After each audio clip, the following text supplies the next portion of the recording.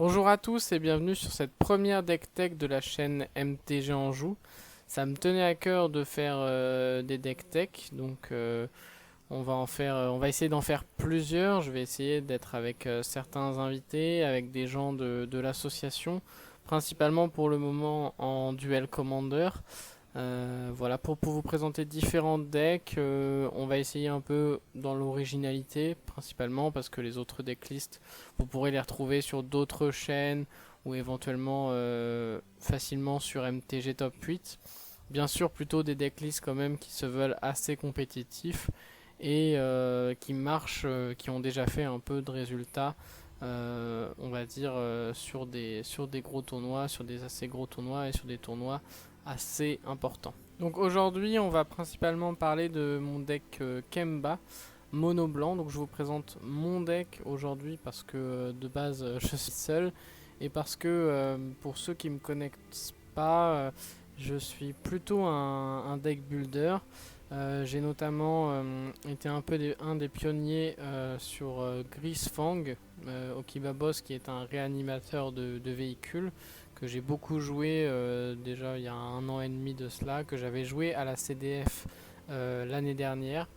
On a deux versions actuellement qui existent de Grisfang, des versions plutôt mid-range et des versions réanimator. Moi j'étais plutôt sur la version mid-range. Donc voilà, j'ai fait partie un peu des pionniers sur le deck. Vous pouvez d'ailleurs me retrouver sur MTG Prime où j'ai joué à l'époque contre un Ugak, il me semble. Et j'ai toujours aimé faire des decklists. Donc je tenais à vous partager cette decklist qui est plutôt mono blanc équipement, qui est plutôt orientée autour d'un deck moderne qui est assez connu, qui s'appelle le deck Hammer Time. Et voilà, qui est une decklist que j'ai joué tout au long de cette année, notamment pour les différents tournois des championnats de France, et qui, malgré peu de top 8 sur ces tournois, a plutôt bien marché, répondait plutôt bien à la méta, et j'en suis assez content.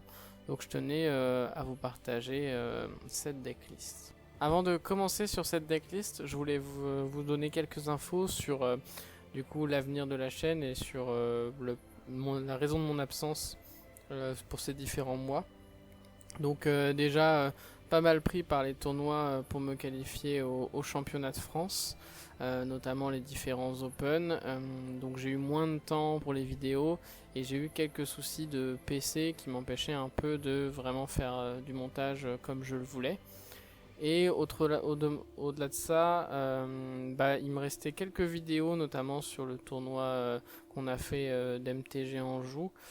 Je ferai sûrement la vidéo du top 4, la première est en cours de montage et je suis en train de la finaliser, il me reste à faire les commentaires.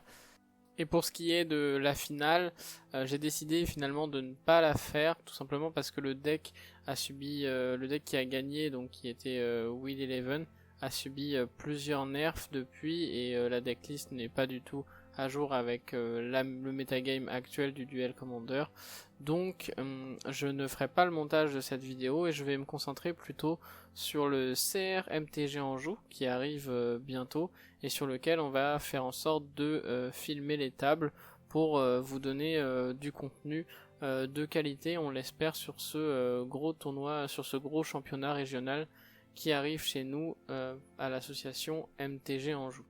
Dernière information avant qu'on commence avec cette deck tech, je tenais à vous dire que pour ce qui est de la CDF, je ne participerai pas au final malgré que j'ai fait pas mal de tournois pour me qualifier. Je voulais vraiment participer cette année, mais je ne participerai pas en fait en tant que joueur et je vais plutôt être, et vous pourrez me retrouver au cast de la CDF pour justement commenter les différentes parties, analyser les matchs et j'espère voir du beau jeu de Magic. Je serai en compagnie normalement de la team MTG Prime et sûrement d'autres personnes qui ont été appelées pour le cast. Donc voilà.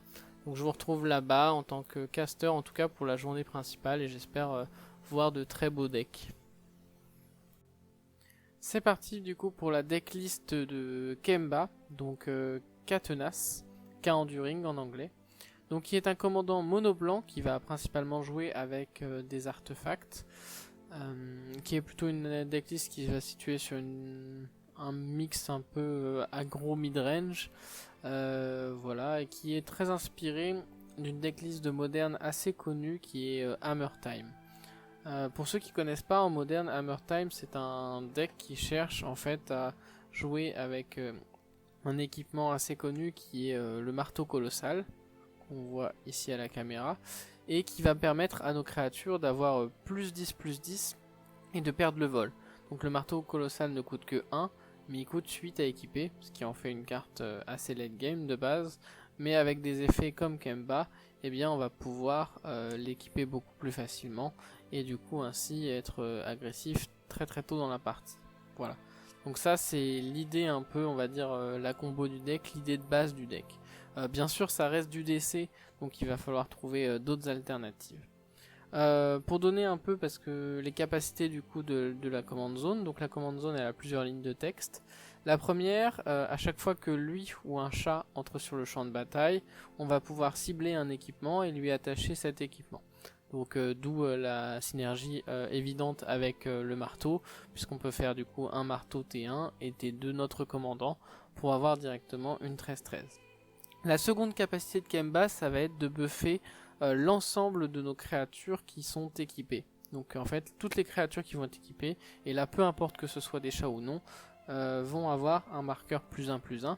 Et la troisième capacité, qui peut paraître un peu anecdotique, mais on va le voir, qui dans certains cas est très très intéressante, c'est de pouvoir pour 5 créer des chats de 2 directement. Donc qui vont forcément trigger sa première capacité et donc pouvoir directement s'équiper à un équipement. Donc voilà. Donc c'est une command zone pour 2, principalement qui va jouer avec des équipements. En termes de decklist, en fait, on va être sur un mixte entre deux decklists un peu connus de Mono Blanc actuellement. On va être un peu sur un mix entre Lightpaw, qui est plutôt une decklist un peu Voltron avec des enchantements aura, qui va chercher à faire un maximum de tutos et à faire un gros ton qu'on ne peut pas forcément facilement gérer. Ça c'est plutôt pour Lightpaw. Et Skrelv, qui est la decklist un peu plus Mono Blanc classique telle qu'on la connaît, un peu Death and Taxis, c'est-à-dire avec des bonnes bêtes qui vont empêcher l'adversaire de jouer, qui vont taxer le commandant et qui vont permettre en fait de d'agresser tout en ralentissant ou en cassant le plan de jeu un peu adverse. Voilà, donc l'idée c'était un peu de mixer ces deux listes là avec cette CZ et en jouant principalement des équipements plutôt que des auras qui sont un peu plus résilients en termes d'équipement. Enfin pardon, en termes de valeur de mana et en termes de rester sur le champ de bataille. En termes de permanence, c'est un petit peu plus résilient que des enchantements aura. Voilà pour le commandant. On va maintenant passer à la présentation du coup des artefacts. Donc première synergie avec Kemba pour voir l'ensemble des artefacts. Donc les artefacts, on en a une dizaine ou une douzaine je crois. Je crois qu'en total on en a 12, je vais recompter. 5, 10, 13. J'en ai même 13 ici puisque je compte aussi dans cette présentation les artefacts qui vont être également des créatures. Vous le verrez. Donc premier artefact qu'on va avoir qui n'est pas un équipement, c'est le seul qu'on va avoir qui n'est pas un équipement, ça va être donc le puits portable. Donc je pense que pas mal de gens connaissent le puits portable. Donc une bonne carte pour pouvoir remove tout permanent à 2. Voilà, donc ce que j'aime bien, c'est pas forcément obligatoire dans la decklist, mais j'aime bien cette carte parce qu'elle nous permet vraiment de remove un certain nombre de permanents à 2 mana. Ce que je trouve assez intéressant. Il y a quand même pas mal de cibles, ça nous permet notamment de gérer les dorks facilement, mais aussi des choses qui pourraient notamment exiler ou casser nos artefacts. Et il y a ce côté aussi, on va le voir plus tard, on a pas mal de tutors Arthos ou enchant, donc je trouve ça toujours intéressant d'avoir ce genre d'option dans le deck. Voilà, donc ça c'est pour le puits portable. Ensuite, il va s'agir que des équipements, on va commencer notamment par les équipements à 1. Donc on va aller vers les plus synergiques et là on va rester d'abord sur les plus classiques. Donc avec en premier lieu un petit Skullclamp. Donc une version Warhammer, mais c'est un Skullclamp, donc ce qu'il y a de plus classique. La créature équipée gagne +1/-1 et quand la créature équipée meurt, on pioche 2 cartes équipement 1. Alors cette carte elle est un peu anti-synergique avec Kemba mine de rien, puisque toutes les créatures qu'on va équiper avec Kemba vont gagner +1/+1. Donc ça veut dire que dans la decklist de Kemba on peut avoir parfois du mal à tuer nos 1-1 si Kemba est sur le champ de bataille. N'empêche que la carte reste très très forte dans le genre de deck que l'on joue, qui manque un peu de pioche, ça nous fait un piocheur facilité, ça augmente quand même nos bêtes en +2 +0, donc ça leur met des stats très très intéressantes aussi pour être agressives, et ça permet quand même de lutter contre les decks contrôle qui vont généralement avoir des gestions et qui du coup vont nous gérer des bêtes mais nous permettent de piocher des cartes. Généralement, ça va être facile de tourner autour du fait qu'on veut tuer des tokens et de ne pas jouer Kemba à ce moment-là et de le jouer un peu plus tard pour justement vraiment pouvoir piocher sur les tokens qu'on pourrait générer via d'autres cartes ou tout simplement nos 1-1. Ce qui peut être intéressant aussi, c'est que typiquement, grâce à Kemba, on ne tue pas notre commando Qatar qui est 3-1. Et donc en synergie, on peut venir équiper le Skullclamp sur le commando Qatar, puis ensuite casser un artefact ou un enchantement pour piocher 2 tout en ayant cassé l'artefact ou l'enchantement. Voilà, on a des petites synergies comme ça qui peuvent être intéressantes. Donc c'est un peu anti-synergique, mais de base la carte est quand même très très forte, c'est un très très bon équipement à 1 et on est content de le jouer dans le pack. Ensuite, deuxième équipement, on va avoir la Gîte perdue, donc un ajout récent. On a deux équipements qui sont des ajouts de Outlaw, donc on a eu un bon support sur la dernière extension pour le pack notamment. Donc on va avoir la Gîte perdue et les bots sur Outlaw. Vraiment très surpris et très agréablement surpris par les bots qui sont très très intéressantes. Bien plus intéressantes qu'on pourrait avoir des bots de pied d'agile ou les bots qui donnent célérité et exproof et qui ont le même coût d'équipement mais qui sont à 2, tout simplement parce que là on est à 1, donc on synergise beaucoup mieux avec le deck. La parade 1 est largement suffisant dans le format pour réussir à protéger notre commandant un peu plus facilement des bolts et de tous les blasts à 3 qui pourraient facilement remove notre CZ malgré son buff. La célérité, ça met toujours une bonne pression, ça nous fait une 4-3 célérité tour 2, c'est une très très bonne carte. Et l'autre ajout très intéressant, c'est dans Urza Saga, où on part sur un plan construct, on ramène nos bots et on peut très très vite attaquer pour 10 ou 11 juste avec des constructs et cette paire de bots. Donc ça, je trouve ça très très pertinent. Pour la gîte, je suis un peu plus mitigé sur cette gîte perdue, qui est certes beaucoup moins forte que la gîte A2. On verra que la gîte A2 n'est plus dans le pack, elle y a été un moment, mais que maintenant je préfère vraiment me focaliser sur des équipements à 1 ou des équipements qui ont des effets directs si ce ne sont pas des équipements à 1. Donc j'ai plutôt joué quand même cette gîte perdue, je la pense mieux adaptée au pack que la gîte principale, même si la gîte principale reste quand même d'un power level nettement au-dessus pour moi. Son intérêt principal ici, ça va être quand même de nous permettre facilement de dégager des landes, ou alors de rendre des créatures qui ne peuvent pas bloquer. Ça va être très intéressant comme effet mine de rien pour pouvoir passer avec notre combo qui est un peu le passage du marteau. Et sinon dégager des landes, ça nous permet notamment aussi d'accéder plus facilement à la capacité de Kemba qu'on verra tout à l'heure, qui permet en quelque sorte de protéger notre commandant tout seul d'anti-bet ou d'autres gestions removal.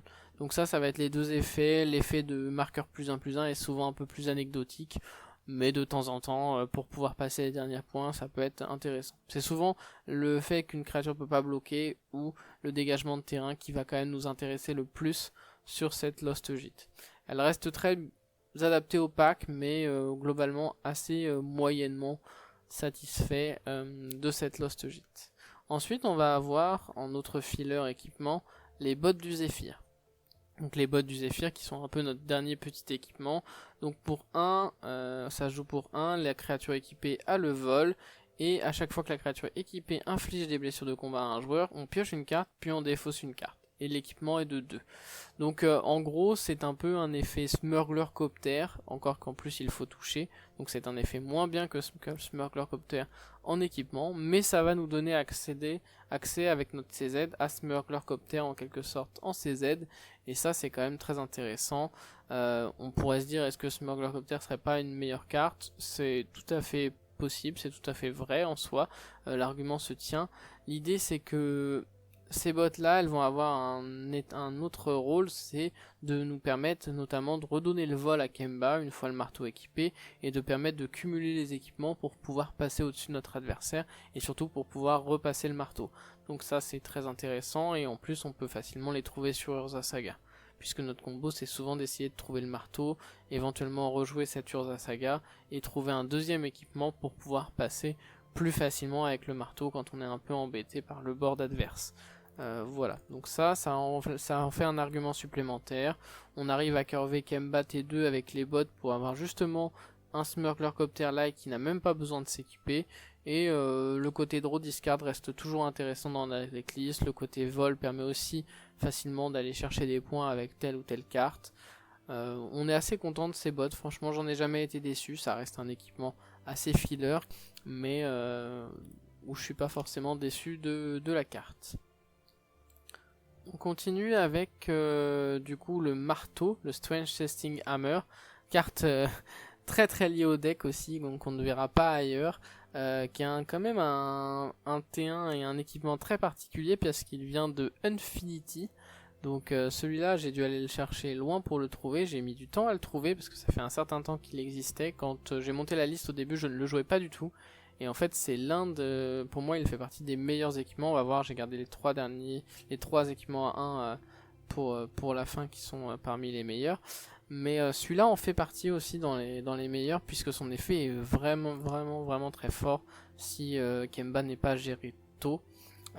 Pour dire donc l'effet c'est que quand la créature attaque, on va roll un D6 et la créature va gagner plus X plus 0, X étant le D6.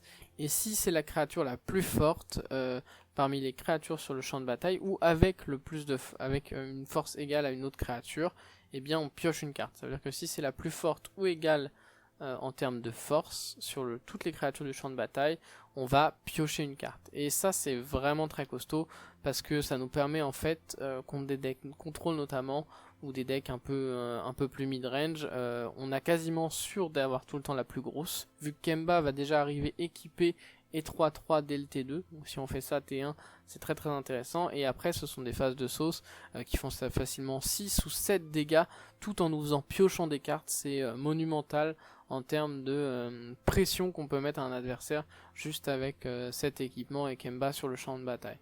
Voilà. Donc très intéressant, c'est aussi un équipement qu'on va chercher de temps en temps, d'être des situations où on est un peu bloqué. Ça m'est déjà arrivé de gagner avec cet équipement, notamment sur des pièges ponts, où en fait on peut pas attaquer avec des grosses bêtes, mais on a besoin de mettre des gros dégâts. Vu que c'est un trigger d'attaque, on va réussir à mettre pas mal de points, tout en ayant une créature assez faible qui peut attaquer au début sur ce piège pont. Donc ça c'est un effet un peu particulier. Voilà. Sinon c'est assez rarement une carte qu'on va chercher sur Urza Saga. Ça peut être le cas si vraiment en dernier recours, on a besoin d'un kill, et c'est souvent l'une des cartes qui nous permet de mettre le plus parmi les équipements en termes de points, à part le marteau, mais le marteau en fait il peut pas être équipé alors que lui peut être équipé à la main, son coût d'équipement coûte 3, donc du coup ça nous permet éventuellement des fois d'aller chercher certains létals à base de on va tenter de lancer un D6 et on verra bien ce qui se passe quoi. Voilà pour le Strange Testing Hammer, et on passe sur du coup les équipements les plus forts. Donc avec Ombre Lance. Voilà, Ombre Lance qui est joué partout, qu'on connaît bien, enfin dans beaucoup de decklists en tout cas. Dès qu'on a Urza Saga, il y a souvent, ou même les listes un peu créatureuses vont généralement jouer Ombre Lance. Tout simplement +1/+1, piétinement, lien de vie. C'est l'une de nos meilleures armes face à des decks tels que Mono Rouge ou autre. La capacité deuxième que j'oublie souvent et qui pourtant est pas si anecdotique, parce qu'il y a bien des fois où ça m'aurait sorti de situation, et c'est vrai qu'on a tendance à l'oublier parce qu'on pense tout de suite au +1/+1 Piétos lien de vie. Donc ça nous fait dès le T2 une 4/4 Piétos lien de vie avec Kemba, c'est vraiment très fort. Et surtout le piétinement qui va nous aider encore une fois à passer avec ce fameux marteau colossal et à juste gagner la game de manière efficace et immédiate quoi, j'ai envie de dire. Voilà, pas grand chose de plus à dire sur Ombre Lance, à part que c'est une très bonne carte et encore plus dans le paquet. Et ensuite les deux équipements qui sont les meilleurs et très spécifiques au pack, on va avoir marteau colossal et plaque du commandant, qui sont clairement la plupart de nos tutos si on doit aller chercher des équipements. Tout simplement, un marteau, on a vu, ça nous donne plus 10 plus 10, donc sur le commandant ça nous fait directement une 13-13. Si ça arrive très tôt dans la partie, peut-être que l'adversaire n'a pas de bloqueur, et comme on l'a vu, même si nos adversaires ont des bloqueurs, et on a différents équipements ou autres manières avec la protection de passer par-dessus, et du coup de très vite gagner la partie là-dessus sur un marteau qui tape. Voilà. Et c'est le seul équipement, le marteau, qu'on ne peut pas équiper vraiment à la main. Ça c'est intéressant aussi à souligner. C'est-à-dire que le reste des équipements vont quand même être résilients et intéressants à jouer même si on n'a pas Kemba on board. Il y a vraiment que le marteau qui est très très lié à Kemba. Mais bon, on peut pas vraiment s'en passer. C'est vraiment une des combos majeurs du deck et c'est vraiment quelque chose qui nous permet de gagner des parties très très vite. Voilà. Et la plaque du commandant. La plaque du commandant, c'est juste clairement le meilleur équipement. Ça donne tout simplement plus 3 et la protection contre toutes les couleurs qui ne sont pas dans l'identité couleur de notre command zone. Donc notre command zone étant juste mono blanc, ça nous permet d'avoir directement une 6-6 qui a protection contre tout ce qui n'est pas blanc. Autant dire quasiment un True Name Nemesis pour pas mal de decks en ce moment du format. Un True Name Nemesis avec la particularité que la plaque n'a pas cette protection et que du coup c'est souvent la plaque qui va être focus dans ce genre de cas, mais en tout cas ça fait vraiment une bête qui met beaucoup de pression à notre adversaire et où on est obligé de chercher une solution à cette plaque du commandant si on veut pouvoir déloger Kemba. Donc voilà. Et donc ça équipement, donc ça coûte 1, ça a équipement de commandant 3. Donc même si on swap de commandant, on verra que ça reste une carte qui est très facile à équiper sur un commandant. Et équipement 5 autrement, ce qui commence à faire un petit peu cher sinon. Ensuite on a les équipements du coup qui ne sont pas à 1 mana, mais qui restent dans le jeu mine de rien. La plupart sont des équipements créatures, on va le voir, et on a aussi cet équipement qui avant je jouais le maillet et j'ai remplacé d'ailleurs le maillet de Force Céleste, je crois qu'était le maillet qui donne plus de vol et initiative et qui s'équipe direct, qui était une carte quand même assez intéressante parce qu'elle s'équipait direct mais qui était plutôt offensive, juste offensive et qui des fois était compliquée à setup parce qu'il fallait déjà avoir des bêtes sur le board. J'aimais moins, donc j'ai remplacé par la tenue formelle d'avant-guerre qui est un équipement de réanimation qui est sorti avec Fallout et que je trouve très très bien.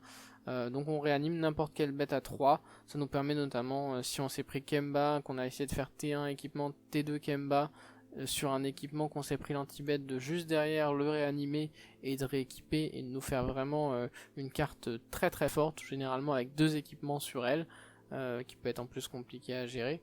Et donc ça réanime toutes les bêtes à 3 ou moins, donc là on va voir la plupart de notre pack est à 3 ou moins. Et la créature gagne plus de et la vigilance. Si en plus on a Kemba sur le board, la créature va gagner carrément un bonus de +3, ce qui est pas trop négligeable. Et un équipement qui est un peu cher, qui coûte 3, mais généralement c'est pas spécialement pour équiper, c'est plutôt pour réanimer une bête. Et puis dans le cas où de toute façon notre bête meurt et que l'équipement reste là, eh bien c'est tout simplement Kemba qui viendra se rééquiper à lui automatiquement quand on va jouer notre CZ. Si on ne l'a pas bien sûr déjà joué.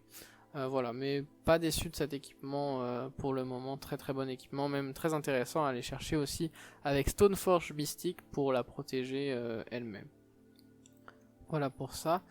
Et ensuite on va avoir donc un équipement qu'on garde pour le moment, qui est vraiment un vieil équipement pour celui-là, donc c'est le Batcrad, pour ceux qui savent, je sais pas si c'était un équipement qui était très très joué à une époque en DC, qui ne l'est plus trop maintenant parce que ça commence à être une carte un peu vieillissante, ça coûte 5 mana, aujourd'hui on a vraiment des powerplay pour 5 mana, mais bon la carte ça reste une combo de base un peu avec Stoneforge pour mettre une vraie pression sur les decks contrôle. Ça reste une très bonne carte pour gagner contre mono rouge, donc pour l'instant elle est encore là et surtout elle synergise très très bien avec notre CZ et va nous permettre de faire un gros ton. Donc Batterskull, qu'est-ce que c'est? Tout simplement une arme qui a Living Weapon, un équipement qui a Living Weapon, donc il arrive déjà équipé à une 0-0 et la créature équipée a +4/+4 la vigilance et lien de vie. Donc une très très bonne arme contre les decks agressifs, contre mono rouge. Ça coûte un poil cher, mais on va le voir que généralement on arrive quand même assez bien à aller lander jusqu'au T5, en tout cas c'est ce qu'on veut. Et cette carte, en fait ce qui est intéressant c'est que même si on se fait gérer le token, sur des decks un peu agressifs qui sont obligés d'aller chercher ce token s'ils veulent passer, et bien derrière Kemba peut se rééquiper automatiquement et nous permettre d'avoir vraiment une 7-7 lien de vie vigilance qui là devient très très compliqué à passer en termes de stats. Voilà. Et on a aussi la combo avec Stoneforge Mystique qui va nous permettre en fait de tout simplement le mettre pour 2 et qui reste, et même en incontrable, et qui reste du coup une très très bonne option pour gagner contre les decks contrôle ou même contre les decks agressifs. Et enfin on a nos deux derniers équipements qui sont aussi des bêtes, donc voilà, avec un qui est particulièrement connu, l'autre qui est beaucoup plus spécifique à Kemba, que des gens m'ont dit qui ne comprenaient pas trop pourquoi je la jouais, donc je vais essayer d'argumenter ici, mais c'est vraiment un équipement que je pense qu'il ne doit pas sortir du deck pour le moment en tout cas, tout simplement aussi parce que c'est une bête, et on va voir après que j'aime beaucoup les équipements qui sont des créatures, notamment parce que le but du deck c'était quand même de pouvoir faire, on va le voir après, des swaps dans d'autres command zones dont Talia, pour pouvoir gagner contre certains match-up, et du coup ce genre de cartes ne sont pas impactées contrairement à tous nos autres équipements. Donc pour le premier équipement bête, on a tout simplement Écharpe de Lion. Alors Écharpe de Lion, il a tout ce qu'il faut pour le pack. De base c'est déjà généralement un équipement qui est joué dans Monoplan, qui permet tout simplement d'être un anti-grave. C'est la Ooze du blanc, c'est-à-dire qu'on paye un blanc, on exile une carte depuis un cimetière, et si c'est une carte de permanent, on met un marqueur +1/+1 dessus, et en plus, du coup, après il peut se rééquiper, et la créature équipée gagne +1/+1 pour chaque marqueur qu'on lui aurait mis dessus en exilant des cartes. Donc voilà, pas grand chose à dire de plus, c'est vraiment un grave 8. On va en avoir beaucoup en ce moment dans le pack que je vais vous présenter ici, parce que la métra est très portée Eris, et du coup forcément il faut pouvoir se protéger un peu des cimetières, et Mono Blanc le fait plutôt bien, je cherchais mes mots à ce niveau là. Et l'argument qu'on a encore plus sur cette carte, c'est que c'est évidemment un chat, donc il trigger lui-même sur Kemba, ce qui fait qu'on peut facilement, ça a beau être une 1-1, on peut facilement l'équiper pour que ce soit une carte un peu plus punchy, un peu plus sympa, et du coup qu'il se protège bien et qu'on ait vraiment une arme de Grave qui soit difficile à gérer. Donc ça c'est pour l'écharpe de Lion. Et enfin le dernier équipement créature qu'on a, c'est le Kirin de Nuacier. Alors ça c'était une carte qu'on a beaucoup vu, c'était une carte de Kamigawa pareil, donc qui est dans la reconfiguration, mais qu'on doit plus voir en multi, ou même peut-être plus éventuellement en limité, parce que je pense qu'en limité pour 3 c'était une 3 de vol, rien que ça c'était correct. Et cette carte en fait elle a une capacité de reconfiguration qui permet, donc pour 5, qui permet à la créature équipée d'avoir le vol et de faire ange de platine. Un effet ange de platine, c'est-à-dire qu'on ne peut pas perdre la partie et les adversaires ne peuvent pas la gagner. Et c'est cet effet là quand même qui nous intéresse. Donc c'est à dire que de base c'est quand même une 3 de vol. Déjà ça permet de placer des points, c'est une bête que contrôle va devoir quand même gérer, qu'on va avoir des moyens de réanimer en plus par rapport à d'autres équipements. Donc voilà, c'est quelque chose qu'on peut passer pareil sur Stoneforge pour mettre la pression et qu'on peut rendre incontrable, que je trouve très intéressant pour ça. Et de base on ne cherche pas à payer la reconfiguration, mais on cherche juste à jouer des chats auquel on équipe ce Kirin, et mine de rien, ici on va se retrouver dans une situation où on ne peut pas perdre et on ne peut pas, où notre adversaire ne peut pas gagner la partie. Et ça c'est des situations qui sont très intéressantes, notamment parce que les decks sont assez rapides, assez agressifs, et même si la combo peut paraître un peu chère, c'est-à-dire qu'il faut développer un Kirin pour pouvoir le protéger, mettre Kemba dessus, il y a beaucoup de setup où au final on peut facilement y arriver. Et au-delà de ça, ce qui est bien, c'est que le commandant va permettre de protéger lui-même le Kirin, en quelque sorte. C'est-à-dire que, comme je vous l'ai dit, là, c'est vraiment là où la capacité fait des merveilles, c'est que cette carte va devoir forcément être gérée, Kemba va devoir forcément être géré, et là, en fait, avec la capacité de Kemba à 5 mana, eh ben, on peut vraiment être dans un setup où on cherche juste à taper tous les tours avec notre créature qui a le vol, qui est 3-3 et qui va mettre des points, et peut-être d'autres créatures en face, garder nos 5 mana up, et en fait juste se protéger notre setup de combo pour ne pas perdre la partie avec la capacité elle-même de Kemba. En mode land go, et on voit, on attaque qu'avec nos manas qu'on a en supplément, mais sinon c'est vraiment, on on reste toujours up pour protéger notre commandant d'éventuels removals, d'éventuelles menaces. Ça oblige clairement notre adversaire à trouver des réponses à notre équipement plutôt qu'à notre Kemba. Et ça c'est super intéressant parce que voilà, si on est tous les deux au top deck, ça va être compliqué pour lui éventuellement de trouver, et ça nous fait gagner du temps. Et tout le temps qu'on peut gagner, en plus on continue de l'agresser, et du coup on peut facilement revenir dans la course, notamment face à des decks agressifs grâce à ce setup. Donc c'est pour ça que je pense que la carte est vraiment nécessaire, parce que je la trouve très intéressante, que ce soit contre contrôle, juste parce qu'on est sur une bête 3-2 qui peut attaquer toute seule, qui n'a pas besoin de faire grand chose de plus, et qui va mettre une pression naturelle, et qu'on va pouvoir rendre incontrable via des effets de Stoneforge ou réanimer via d'autres effets qu'on verra plus tard, et contre aggro où on a ce setup un peu de combo, en mode là je te lock la partie, et pour l'instant tu ne peux pas gagner, et je ne peux pas perdre la partie tant que tu n'as pas de solution à cet artefact. Et actuellement les solutions en artefact, à part des decks verts et des decks blancs, les autres couleurs n'en ont pas tellement en fait, donc c'est ça qui rend le deck intéressant. Voilà pour la partie artefact. On a donc vu donc les Arthos, donc la synergie principale du deck Kemba. Donc maintenant on va passer sur le reste. On va commencer par regarder les enchantements, donc qui ne sont pas nombreux dans la decklist. Il y en avait un peu plus avant, notamment un peu plus, il y avait aussi, au-delà de En Terrain Glissant, une carte qu'on trouve souvent en mono blanc, qui est la carte Ossification, qui est un enchantement qui permet de faire gestion de Planeswalker ou de créatures. Je l'ai trouvé un peu cher en 2 en rituel. Au final, j'ai plutôt joué en éphémère pour remplacer sortie explosive. Je donnerai mes arguments de pourquoi sortie explosive plutôt que cette carte, plutôt qu'ossification, mais bon, ça reste voilà, ça reste un removal principalement pour créatures et planeswalker dans les deux cas, avec un petit plus sur l'autre pour les enchantements notamment. Mais sinon on a surtout Unseen Ice qui reste la meilleure gestion enchantement aura pour 1 sur des permanents neigeux, donc on joue neigeux, on le verra après dans les landes. Voilà, ça nous coûte vraiment pas grand chose de jouer neigeux, on joue mono blanc donc c'est très facile de trouver des terrains neigeux, et ça nous permet pour 1 mana d'avoir quasiment une deuxième sword au plus cher et de remove n'importe quelle créature ciblée sur En Terrain Glissant. Et l'autre enchantement que l'on joue, c'est certainement l'un des meilleurs enchantements du blanc, c'est-à-dire la P-Wave, Parallax Wave, donc la wave blanche, qui tout me permet, donc avec Fading 5, de remove des compteurs pour exiler des bêtes. On verra après que notamment on a des boucles un peu dans mono blanc maintenant avec certaines bêtes qui nous permettent un peu de faire des P-Wave à l'infini, et c'est un moyen de gagner notamment avec le deck cette P-Wave. Donc la P-Wave qui reste une carte qu'on va souvent tuto aussi sur nos tutos artefacts enchantement, à part les équipements. Voilà, donc ça c'est les 2 cartes qu'on a en enchantement qui sont principalement du coup des gestions.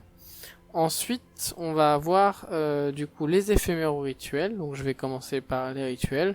Donc classique, c'est aussi joué dans les monos blancs un peu plus classiques, mais qui vont plus chercher des gîtes ou autres, ou même pince crâne. Donc là on a un don de forge acier. Ça va forcément chercher un peu tout ce qu'on veut dans le pack. On a plein d'équipements intéressants, on les a vus, on les a déjà cités.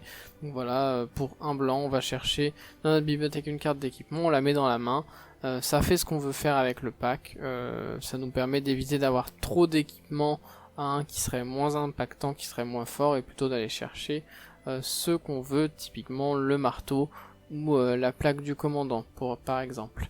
On va avoir la main tendue, donc qui est un sort de Ixalan qui a eu pas mal d'ajouts aussi pour le pack, et notamment ce petit sort de réanimation qui nous permet de réanimer n'importe quelle bête de mana inférieur à 3, engagé certes, mais de réanimer. C'est un peu comme c'est le Hunters du blanc. avec le défaut de pas pouvoir se recycler, mais bon, on trouve généralement des cibles, et ça permet généralement de retarder un tour notre command zone, mais comme ça, parce que la faiblesse du pack, c'est généralement, notamment quand on veut équiper sur des plaques du commandant Kemba, en fait, d'avoir la réponse au moment où on trigger notre effet d'arrivée en jeu. Donc comme ça, si l'adversaire a des réponses sur notre trigger d'arrivée en jeu, on le met au cimetière pour un blanc, main tendue. Donc on peut juste delay au tour 3 Kemba pour pouvoir faire un Kemba into réanimation et passer comme ça au travers des anti-bêtes. Voilà, et on a plein de cartes à réanimer avec cette carte, donc plutôt un bon ajout. Et le dernier rituel qu'on va jouer, on va pas jouer beaucoup de rituels non plus, parce que le but c'est aussi d'être interactif et d'avoir pas mal de cartes en flash qu'on pourra jouer pendant le tour de l'adversaire. C'est intéressant parce que ça rentabilise, ça nous permet toujours de rester un peu up, et ça permet surtout de rester toujours un peu mana up pour la capacité de Kemba, au cas où on chercherait juste à protéger le commandant. D'où le côté assez flashy, on le verra même dans les bêtes. Du pack. Donc là on a Council Judgment. L'intérêt c'est juste de pouvoir c'est un des meilleurs sorts d'exil, ça nous permet même de gérer ce qui a Hexproof ou ce qui a protection contre nous. Typiquement je pense à True Name Nemesis. Vu que ça ne cible pas, ça permet vraiment de se débarrasser de n'importe quel permanent. Ça coûte toujours un petit peu cher, 3 mana, mais bon, pour le côté on peut se débarrasser de n'importe quoi, on prend, je pense, notamment parce qu'en plus on est en mono blanc et que les choix à ce niveau là sont assez limités autrement. Voilà, ensuite on passe aux éphémères. Donc en éphémère on va retrouver la marche de la lumière fantasmagorique. C'est une carte qui est très très bien dans mono blanc parce qu'elle a ce côté un peu où ça peut nous coûter que 1 et juste remove des cartes blanches. Ça tombe bien, à part nos équipements on a quasiment que des cartes blanches. Donc c'est assez facile de la monter assez haut, ça nous débarrasse de plein de types de permanents, artefacts, créatures ou enchantements. Ça nous débarrasse aussi des tokens qui peuvent être gênants, notamment sur Iris ou autres. Donc voilà, c'est assez versatile et surtout vu qu'on a que des cartes mono blanc, le pitch se fait très bien de la carte sans trop de soucis. On va avoir dîme de mana. Donc contrecarré à moins que le sort, à moins que son contrôleur ne paie 1. À la fois un sort de protection un peu pour Kemba, pareil en faisant un delay de Kemba au tour 3, une gestion early sur des dorks, et puis même une gestion des fois à Traxa à 7 qui est slamée. Voilà, les utilités d'hymne de mana sont diverses, c'est toujours une carte qu'on est content d'avoir, et puis en late game, on a pas mal d'effets comme on l'a vu qui nous permettent de faire de la draw discard ou de recycler un peu notre pack. Donc on sera capable juste soit de la recycler sur un pitch, soit de la défausser, et si vraiment cette dîme de mana devient trop tardif. Voilà. Éphéméré. Éphéméré parce que on a beaucoup de bêtes qui ont des effets d'arrivée en jeu. Donc Kemba lui-même. C'est un sort de défense. On va voir que éphéméré, moi je l'ai mis dans la liste plutôt que Galadriel Dismissal. Je sais qu'actuellement c'est Galadriel Dismissal qui est beaucoup joué en termes de protection, et parce que c'est assez versatile comme carte, mais c'est pas très adapté à Kemba puisque Galadriel Dismissal, sachant que comme je vous ai dit, souvent on va se prendre les réponses, on va se les prendre au moment où on va tenter d'équiper. Si on fait Galadriel Dismissal en réponse, eh bien certes on protège notre commandant, mais on empêche également la capacité d'équipement, et c'est vraiment pas ce qu'on veut faire, étant donné que sans la capacité d'équipement, notre chasse c'est une de 2 et ça nous intéresse beaucoup moins. Du coup, éphéméré, l'avantage c'est que ça fait aussi un sort de protection dans d'éventuels anti-bêtes, tout en refaisant notre capacité d'arriver en jeu avec Kemba. Voilà, ça a des utilités diverses, on le connaît sur des pitch solitude, into éphéméré en réponse à évocation pour faire double solitude, des effets comme ça d'ailleurs un peu avec solitude et blink, on en a pas mal. Donc voilà, c'est toujours intéressant d'avoir des blinks dans mono blanc vu qu'on a forcément beaucoup de bêtes qui passent par des effets de TB à ce niveau-là. Donc ça c'est pour éphéméré. Ensuite on a Sword to Plowshare, donc c'est une version que je sais pas si vous un peu secrète l'air qui était liée à Kamigawa. Voilà, juste si vous reconnaissez pas, mais la carte c'est bien surtout plus cher, donc l'indémonable, hein, pour un blanc, on exile une créature, son contrôleur gagne un nombre de points de vie égal à sa force. On est sur un deck un peu agressif certes, mais même plutôt mid-range combo je dirais, donc même faire gagner des points de vie à un adversaire, c'est pas forcément très grave, ça nous remove n'importe quoi, donc on est content de l'avoir dans le pack. Et même, vu qu'on a quand même des grosses bêtes, des fois, ça sert juste à nous aussi gagner 13 points de vie pour survivre à d'éventuels decks agressifs. J'ai envie de dire. Voilà, en tuant nos propres bêtes ou autres. Ensuite, on retrouve Ant Lightning Tutor, donc qui est le tuto artefact enchant par excellence. Donc Ant Lightning Tutor, pareil, très bien dans le deck. Comme on va avoir pas mal de cibles dedans, notamment Parallax Wave, nos équipements, et même au-delà de nos équipements, on va généralement aussi, c'est un truc que je fais souvent, on le verra dans les terrains, mais aller chercher Urza Saga, puisque ça nous donne accès à un terrain supplémentaire. Ça nous permet d'avoir un plan construction qui est très fort, et derrière ça va nous faire automatiquement et sans contre possible le tutor de l'équipement qu'on veut pour équiper Kemba et réussir à passer au-dessus des menaces de l'adversaire. Voilà pour Ant Lightning Tutor. Ensuite, Éclaircie, donc qui est un contre assez récent qui était sorti avec Seigneur des Anneaux, que j'ai pas beaucoup joué, que j'aimais pas beaucoup au début parce que je trouvais que c'était un peu compliqué de rester 2 mana. Autant dîme de mana c'est facile de rester 1 mana d'étape, on va dire, pour pouvoir faire la dîme de mana. Autant Éclaircie, j'étais un peu mitigé.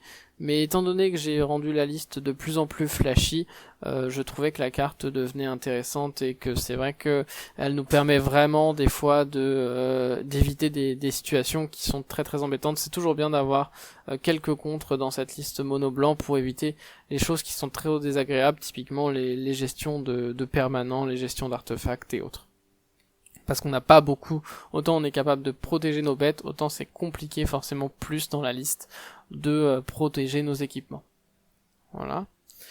Ensuite, on a sortie explosive, donc en gestion, comme j'en parlais, donc que j'ai remplacé d'ossification, c'est la carte qui a pris la place d'ossification, tout simplement pour un argument, enfin il y avait plusieurs arguments, il y avait le côté je voulais quelque chose qui soit en éphémère, en réponse, que je puisse avoir plus de timing pour la jouer, et l'autre raison c'est principalement parce que celle-ci cible aussi les enchantements, et j'avais énormément de mal avec le deck justement à me battre contre les P-Wave adverses, et donc je trouve que me donner un argument de plus, c'est-à-dire l'enchantement, avoir une solution de plus pour justement combattre P-Wave, qui est une carte qui vraiment est très difficile pour le pack, parce que déjà c'est blanc, donc on se protège déjà pas bien du blanc, mais en plus ça remove à peu près toutes nos bêtes.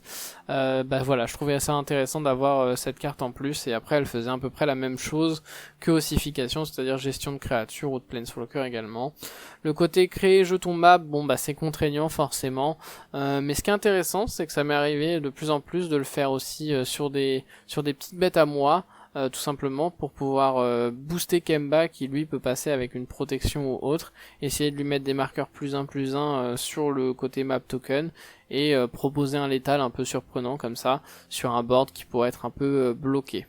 Donc ça, voilà, c'est une utilisation qui reste intéressante. Pas principale mais qui reste intéressante. Et ensuite, dernière anti-bet qu'on a à 2, que je trouve excellent, absence imprévue. Voilà, qui permet de mettre le permanent non terrain ciblé dans la bibliothèque de son propriétaire au-dessous de X card. Alors on le paye toujours pour 2, je le paye quasiment jamais avec un X. C'est tellement souvent beaucoup plus intéressant de mettre la carte au-dessus et du coup ainsi de contrôler la pioche de notre adversaire que c'est souvent pour 2 on met un permanent. Et quelques trucs que je fais des fois, c'est justement, on en parlait, on n'a pas beaucoup de protection d'artefacts, et bien typiquement on peut se servir de la carte aussi en le faisant sur nous-mêmes, typiquement soit sur une P-Wave pour refaire des P-Wave derrière quand elle va se terminer, ou tout simplement même le refaire sur un de nos équipements pour que l'équipement soit au-dessus au lieu d'être détruit, et qu'on puisse tout à fait rééquiper plus tard sur une bête des équipements gênants type plaque du commandant ou autre. Voilà. Et ensuite, il nous reste nos 2 spells gratuits un peu de mono blanc, qui sont du coup Révérend Mantra. On va pouvoir pitcher une carte blanche en éphémère et rituel, oui, parce qu'on a d'autres cartes gratuites, notamment Solitude. On verra plus tard dans les bêtes. Donc pitcher une carte blanche, donc on va exiler une carte blanche pour pouvoir donner à toutes les bêtes la protection contre une couleur au choix. Donc très pratique pour passer avec plein de bêtes, donc Emba. Donc vraiment rien à dire sur la carte, toujours très utile. Et même pour répondre à un anti-bête sur Kemba qu'on essaye d'équiper. Et le banc étincelant, donc ça qui est un peu plus spécifique, qui est assez compliqué comme effet, c'est pour X ou 2, et en fait on prévient les prochaines X blessures qu'une source de notre choix devait infliger, et on les redirige en gros sur une créature ou joueur à la place. Voilà. Ça peut être des blessures sur nous ou sur une bête. C'est vraiment une carte qui est très bien dans les méta un peu rouges, et actuellement je trouve que c'est le cas. Et en plus ça peut être gratuit parce que au lieu de payer X dans le coup, on peut payer X en pitchant une carte, et X du coup ce sera le coût de mana. Typiquement si je prends P-Wave et que j'exile P-Wave, et ben je peux prévenir jusqu'à 4 blessures et les répartir sur d'autres cibles de mon adversaire. Donc c'est à la fois une protection et un anti-bet. Du coup ça peut être vraiment très violent comme carte. C'est assez inattendu en plus parce que c'est généralement joué que dans mono blanc, et je trouve la carte très intéressante vraiment. C'est une carte que je suis pas déçu d'avoir rentré jusqu'à présent, que j'aime beaucoup. Je pense que de toute façon actuellement il nous faut ce genre d'armes et de cartes gratuites pour pouvoir battre d'autres decks du format. Voilà pour les éphémères rituels et les enchantements. On va ensuite pouvoir passer du coup au Planeswalker. Donc j'en joue 2. Récemment j'en joue 2. Historiquement je ne jouais que la Vagabonde, qui est clairement le meilleur. Et au final j'ai commencé à en essayer de jouer 2. Plutôt que notamment celle-ci, elle a pris la place on va dire d'un équipement que je parlais tout à l'heure, qui est le maillet des forces célestes, qui donnait +2/+2 le vol et l'initiative. Voilà, forcément l'équipement est un peu plus synergique au pack, mais il était un peu dépendant d'avoir des créatures on board. Je trouvais que je commençais à avoir beaucoup d'équipements, et que les équipements c'est pas toujours des top decks très intéressants. C'est des choses qu'on veut trouver dans nos premiers tours, mais ça reste des top decks assez moyens pour la suite de la partie, surtout contre les match-up un peu contrôle, alors que les Planeswalkers, on reste quand même assez content de les trouver. Donc je trouvais qu'en jouer 2 c'était pas mal. Donc on va commencer par la Vagabonde. La Vagabonde, pas grand chose à dire, ça a le flash, ça fait des tokens, donc ça se protège lui-même, ça peut faire des marqueurs +1/+1 sur pas mal de bêtes, l'initiative, ça exile des bêtes, donc c'est un anti-bête en plus, et tu gagnes des points de vie. Globalement, la carte fait beaucoup de choses, elle coûte 4 mana, mais elle les rentabilise bien. C'est fort contre contrôle, c'est fort contre aggro. La seule faiblesse que je trouve à la Vagabonde, c'est contre Aragorn, où je trouve la carte assez faible contre Aragorn actuellement, vraiment. C'est une carte que limite j'ai pas envie de... C'est une main des fois où j'hésite à la garder parce que j'ai Vagabonde contre Aragorn, et que je trouve que la carte là, elle a... son côté exil ne sert à rien, et les 2/2 sont pas assez pour aller passer les 4/4. Donc voilà, c'est clairement pas un drop 4 qui bat Aragorn, mais bon. En soi, c'est vraiment l'argument un peu faible qu'on peut lui trouver. Et ensuite, on a Elspeth, donc qui elle n'a pas le flash. Et pour cette Elspeth, je suis encore hésitant sur 2 Elspeth. En gros, pour l'instant, j'ai remis Elspeth Chevalière Errante, qui est la plus ancienne. Mais j'avais essayé également Elspeth l'Archange, voilà. Je ne sais pas encore, j'ai du mal à savoir laquelle est la meilleure entre les deux, donc je teste un peu les deux. Pour l'instant, en ce moment, je suis sur Elspeth Chevalière Errante. L'idée, c'est que les deux, en +1, vont faire des tokens, un avec le lien de vie, un sans le lien de vie. Bon, le lien de vie, ça peut être intéressant encore une fois contre rouge, mais le deck est déjà très bien contre les decks aggro et contre les decks rouges, donc je ne pense pas que ce soit ce qu'il y a de plus relevant et le meilleur argument. L'autre argument après, c'est de savoir que l'une fait un -2 pour mettre 2 marqueurs +1/+1 sur une bête et elle acquiert le vol, et elle devient un ange, et le vol est permanent, mais ça c'est intéressant. L'autre c'est un +1, elle donne +3/+3, donc un buff un peu au-dessus, mais ce ne sont pas des marqueurs, et elle acquiert le vol jusqu'à la fin du tour. Donc l'autre c'est un one shot, et ici c'est un peu plus, on buff une bête, et on buff une bête tant qu'elle reste la bête. Mais en échange c'est un -2, donc le Planeswalker lui-même devient plus sensible.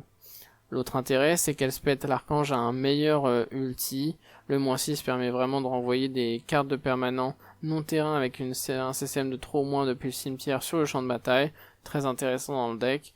Alors qu'Elspeth, c'est un -8, donc c'est plus cher, très loin. Et ça donne seulement l'indestructible un peu à l'ensemble de nos permanents. Ce qui nous permet quand même de protéger éventuellement nos artefacts, mais qui n'ira pas forcément plus loin. On veut jouer un de ces 2 Planeswalkers, principalement tout simplement pour la capacité du milieu, au-delà du fait qu'elle se protège elle-même et que déjà ce sera très très bien, ça nous permet déjà d'avoir un Planeswalker à 5 qui se fait des petits tokens, qui se protège elle-même, on n'a pas de souci là-dessus, mais ça pour le coup les deux le font. Et après c'est plus sur la capacité, pour l'instant je joue celle-ci parce que avoir un +1 me paraît mieux pour pouvoir protéger mon Planeswalker et me permettre derrière de refaire d'autres effets, notamment de refaire des tokens, que de faire un -2 qui est un peu plus one shot. Mais l'idée c'est que cette carte remplace le maillet parce que la compétence du milieu sur les 2 cartes nous permet en fait tout simplement de passer avec le marteau et avec Kemba en redonnant le vol et en donnant un buff supplémentaire. Donc ça nous permet dès le T4 de quasiment pouvoir one-shot l'adversaire avec ce Planeswalker. Et c'est plus facile en fait que le marteau, puisque le marteau c'est bien, mais il fallait pas que notre Kemba se fasse exiler en réponse. Là au pire, même si la créature se fait exiler ou gérer en réponse, on a toujours un Planeswalker qui va être menaçant pour la suite, et qui sera capable de refaire les effets pour la suite, ou même de se protéger lui-même.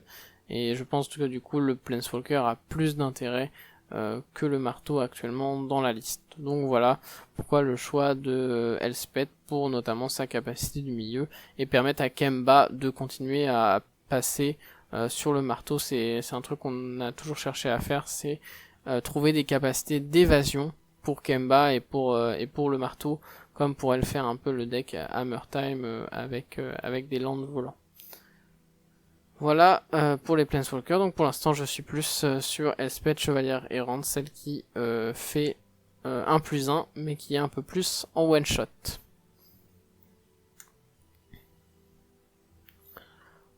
On peut passer aux créatures, voilà, et après on passera du coup aux landes. Donc au niveau des créatures, je vais essayer d'aller un peu plus vite. Il y en a une palanquée, je crois que j'en ai 32 actuellement. Ça vacille généralement entre 30 et 32 dans ma liste, voilà. L'idée c'est que je veux quand même en jouer un très grand nombre, d'une, comme je disais, pour pas être forcément dépendant de Kemba, et aussi pour pouvoir swap, sachant que les swaps principaux sont Thalia, donc on va jouer la Thalia V1, qui fait que les sorts non créatures coûtent 1 de plus. Donc ça va être un de nos swaps principaux, notamment contre les decks qui vont jouer des Planeswalkers, les decks contrôle, pour pouvoir taxer un maximum. D'ailleurs, ce qui est assez intéressant, et c'est pour ça aussi qu'on a fait en sorte que la plupart de nos artefacts coûtent 1, pour que en fait on arrive à passer quand même les artefacts avant la taxe de Thalia, parce que sinon forcément notre decklist aurait du mal à passer un peu la taxe de Thalia.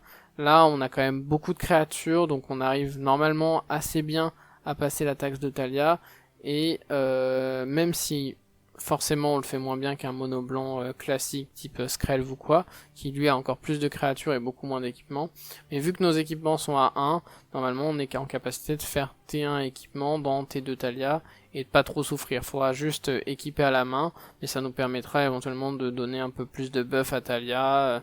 Commander Plate sur Thalia, ça reste un très bon play généralement quand on peut se le permettre. Le swap, je le fais généralement plutôt sur le play, tout simplement parce que mon deck est quand même beaucoup plus orienté Kemba, et que sur le play, Thalia a des chances de passer. Sur la draw, pour avoir fait plusieurs parties test, on voit bien qu'il y a énormément de contrats à 2, ou même de gestion autre à 2, qui font que de toute façon, Talia, elle arrivera jamais à faire plus du tour, même contre contrôle de base si on essaye de la jouer sur le play. Il y a que quelques setups où je la laisse même sur la sur la draw. Il y a que quelques setups où je la laisse sur la draw, notamment si par exemple mon adversaire joue des Planeswalkers en command zone ou des choses qui sont directement taxées en command zone par Talia. Mais sinon c'est plutôt sur le play pour être agressif, et le reste du temps on va essayer d'en gagner une des deux sur le classique Kemba qui reste décent. Un autre swap qu'on peut être amené à faire, et j'ai pour l'instant pas fait d'autres swaps autrement, mais après il y a d'autres bêtes qu'on pourra avoir, c'est Redan. Redan que j'ai rajouté récemment suite aux discussions avec d'autres joueurs de mono blanc, notamment parce que le swap est très intéressant côté Valk Mira, et notamment contre Gearson, qui est un deck qu'on croise de temps en temps, qui reste un deck un peu ancré dans la méta, et qui nous permet en fait, contre Gearson tout simplement, de prévenir tout ce qui fait 1 de blessure, et donc de faire en sorte qu'il n'ait quasiment pas de deck. Il faut savoir que de base Kemba est déjà très positif contre Gearson au-delà de Valkmira ou de Redan. Mais Redan ça reste une bête qui est très très décente dans mono blanc, qu'on est content de toucher autrement même pour le côté Redan. Et du coup Valkmira c'est vraiment quasiment une victoire assurée contre Gearson, et pareil c'est quelque chose que pour l'instant je n'ai fait que sur le play, parce que j'estime que 4 mana sur la draw c'est quand même compliqué, sachant que de base Kemba a quand même déjà un match-up positif face à Gearson. Voilà un peu pour les swaps. On verra qu'il y en a il y a d'autres créatures légendaires, donc d'autres swaps sont ouverts, hein, ça reste mono blanc, mais moi ce sont les swaps principaux que j'ai engagés jusque là, parce que forcément la decklist elle est possiblement ouverte au swap pour faire en sorte d'avoir des meilleurs match-up ou d'améliorer certains match-up, mais on reste un deck qui est orienté sur la capacité de Kemba, avec un grand nombre d'équipements quand même à 1 mana. Donc il faut pas en abuser. Donc pour nos drop 1, on va avoir Sentinelle d'Esper, un grand classique du blanc. Voilà, à chaque fois qu'un adversaire lance son premier sort non créature, à chaque tour, piocher une carte à moins que ce joueur ne paie X, X étant la force de Sentinelle d'Esper.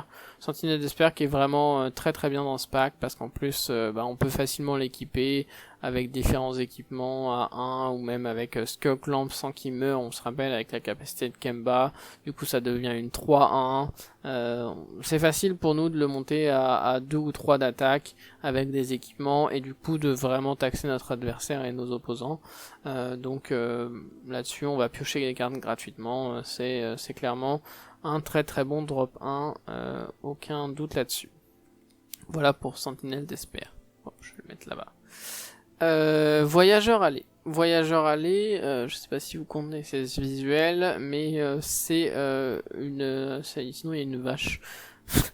Il y a une vache, ouais. C'est une plaine, on peut l'engager, et si on peut aller chercher n'importe quel terrain dans le deck. Donc n'importe quel terrain, c'est important de ça, c'est que c'est pas forcément une plaine, c'est vraiment n'importe quel terrain. On verra que ça a vraiment son importance, parce que notamment il va nous aider lui à aller chercher nos Arthos et à aller chercher nos combos avec Kemba. Et on peut le faire par contre que si un adversaire contrôle plus de terrain que nous. Donc une carte qui est mieux en draw, sur la draw, voilà, quand on ne commence pas, parce que forcément généralement l'adversaire va dans ce cas-là avoir plus de terrain que nous, même si on a le même nombre même si on lande chacun à son tour. Mais on a d'autres moyens quand même de le gruger, même sur le play, et notamment c'est aussi pour ça qu'on le verra, je joue des fetch, parce que du coup on peut répondre à nos fetch, et avant de faire la capacité de fetch, aller chercher les terrains, vu que généralement en attendant d'aller chercher notre terrain sur fetch, eh bien on va avoir moins de terrain que l'adversaire, et du coup ainsi récupérer d'autres terrains, dont des terrains un peu plus intéressants que de simples plaines. Donc on verra après ça quand on regardera pour les terrains. Ensuite on va avoir tout simplement nos 4 drop 1 de protection, et ce sera nos seuls drop 1 créatures, parce que forcément on a aussi énormément de drop 1 artefacts, donc on en a forcément moins que d'autres listes mono blanc, mais on va jouer principalement donc tous les drop 1 de protection. Je ne joue que ceux qui sont issus de la protection, vraiment de la protection, ou pour Skrelv on va dire défense talismanique mais aussi elle ne peut pas être bloquée, donc c'est presque une protection, mais pas du tout les drop 1 qui vont être régénérer une créature ciblée ou indestructible, tout simplement parce que moi mon but aussi c'est que ces drop 1 permettent à Kemba, avec différents équipements, notamment avec le marteau, de passer par-dessus le board adverse. Ce sont des drop 1 aussi qui se veulent agressifs pour passer par-dessus, donc ça protège à la fois mon board de différents anti-bêtes, mais ça me permet aussi de passer par-dessus le board adverse, et ça c'est vraiment un point important du deck, parce que c'est comme ça qu'on va réussir à venir mettre des points et agresser notre adversaire et tuer rapidement après qu'on ait réussi à mettre notre setup en place. Voilà. Donc on a Giver, Mère des Runes, donc Skrelv qui n'est pas vraiment une protection, et même Bénévolent Bodyguard qui se sacrifie pour filer directement la protection, lui typiquement qui est très très bien dans le côté un peu agressif et mettre des points avec Kemba, puisqu'on peut le faire dès le tour où il arrive. Voilà. Hop. On continue ensuite avec les drops 2 et on commence donc avec Agente Chasseuse de prime. Donc un drop 2 qui est généralement joué plus en mono blanc, pareil. Voilà, 2 vigilance. Pas déçu de la carte, mais pas non plus ultra satisfait. Je ne sais pas trop quoi en penser. Je pense que actuellement quand même contre Eris, ça reste des cartes qui sont intéressantes, vu que c'est beaucoup dépendant des command zones, ce deck là, et on a quelques decks comme ça qui restent pas mal dépendants, où on a besoin de gérer la command zone, notamment Aragorn. Donc ça, si on a moyen de le protéger, si ça reste sur le board, c'est un anti-bet gratuit contre les CZ créatures, parce que je rappelle la capacité, on sacrifie et on peut détruire un permanent légendaire qui est un artefact, une créature ou un enchantement. Voilà, donc généralement, et c'est une 2/2 vigilance, donc généralement ça fait quand même le taf en drop 2, on a besoin de ces bêtes là, je pense, dans mono blanc, parce que à défaut de mieux, je dirais, voilà, on est quand même limité un peu sur les couleurs, même si la couleur est très très bonne, j'adore le blanc, mais voilà. Ensuite on va avoir Aethersworn Canonist, donc ça c'est un drop 2 qui est pas mal là aussi et pas mal testé contre Eris, puisque le but d'Eris, on connaît en ce moment, c'est un deck qui est pas mal dans la méta et qui doit jouer 2 sorts pour pouvoir faire l'effet de son commandant, et là la carte explicite, même si c'est qu'une 2/2, hein, ça reste facile pour lui de la gérer, mais on a différents sorts de protection, on l'a vu dans la liste, et ça reste contraignant pour lui, c'est que chaque joueur ne peut cast un non-artefact spell, oui c'est ça, chaque joueur peut jouer en fait qu'un seul sort non-artefact par tour.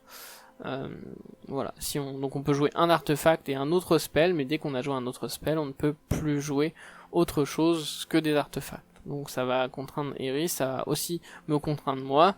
D'ailleurs il y a une autre carte qui est souvent jouée, qui est Archon of Emeria, je crois, dans les mono blancs Descent Taxis. Moi je ne la joue pas, tout simplement parce que j'ai souvent besoin de jouer 2 plays par tour, notamment quand je veux faire équipement Kemba, c'est souvent 2 plays.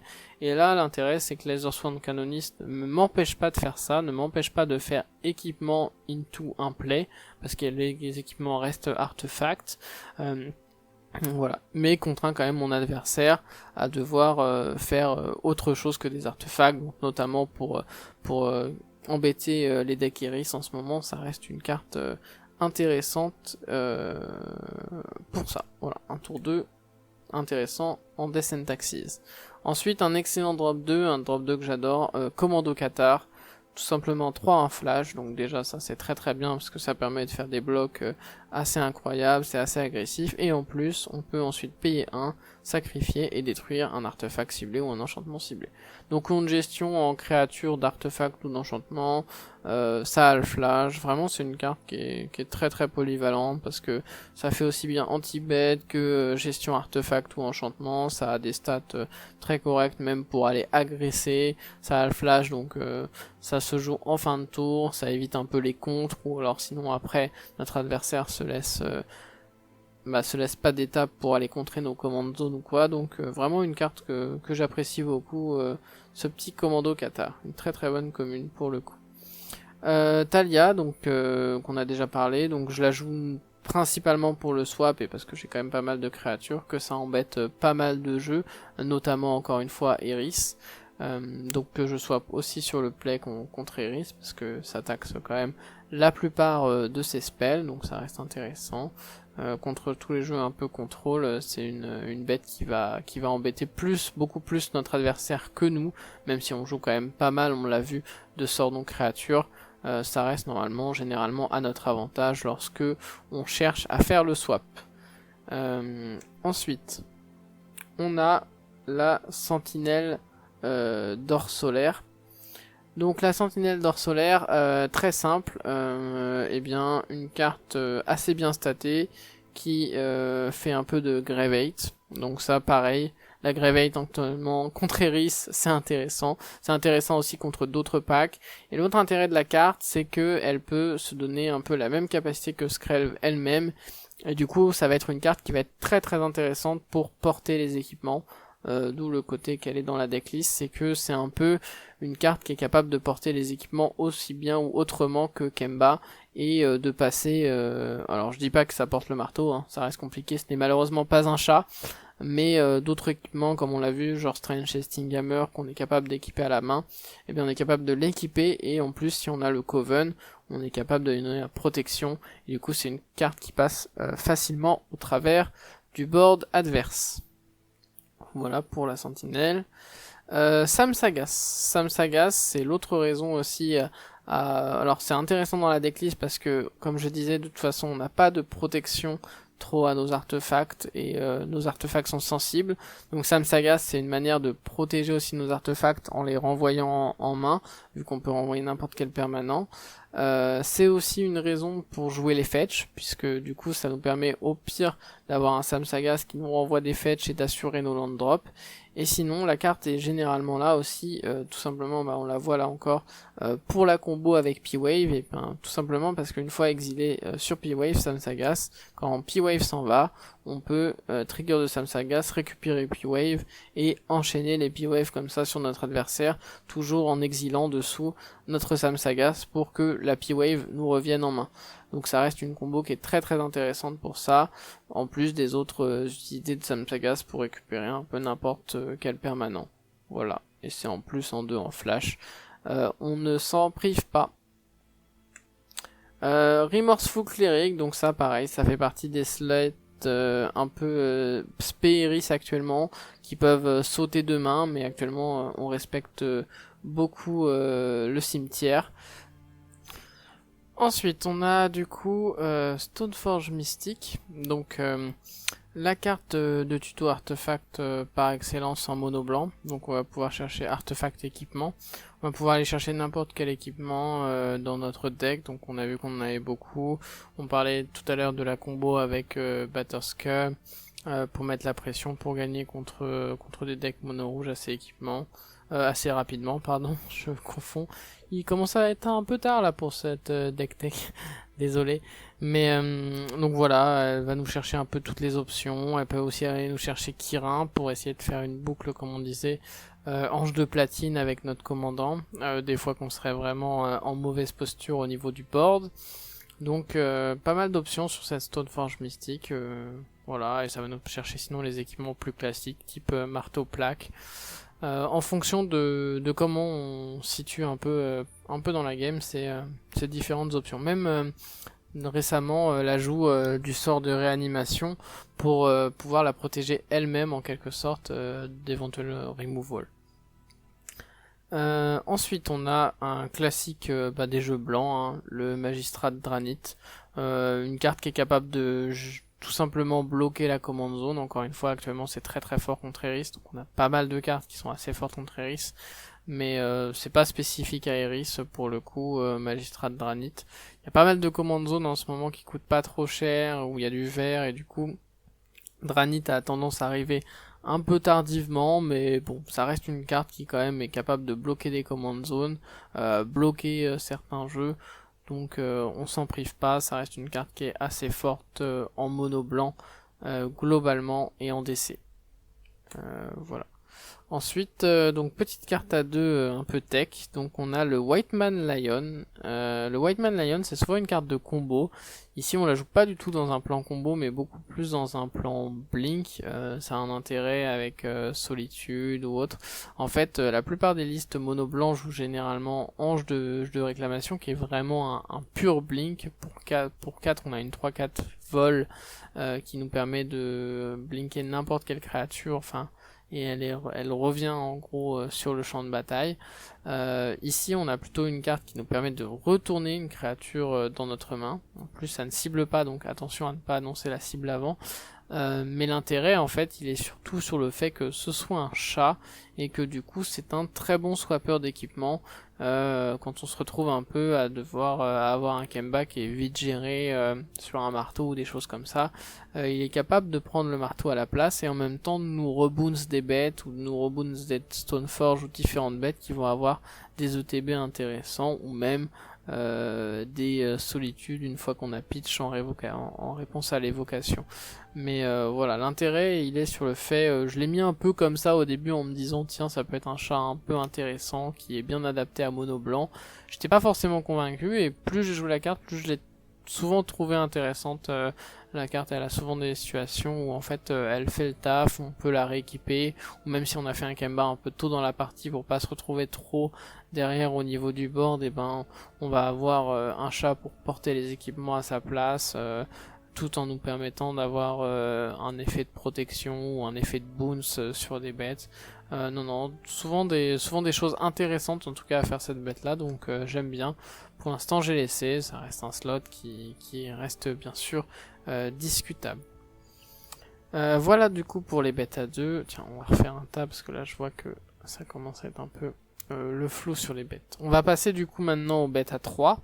On commence par un grand classique de mono blanc, donc une Adeline. C'est vrai que je sais pas trop zoomer, je sais pas si vous les voyez bien à la caméra, mais je pense que si.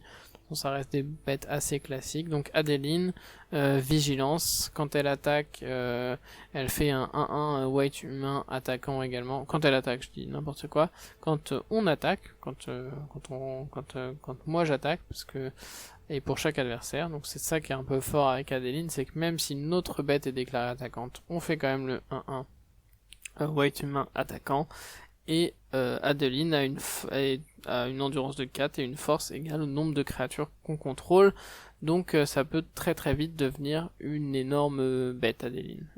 Pareil, elle va assez bien en plus porter nos équipements avec ce côté vigilance.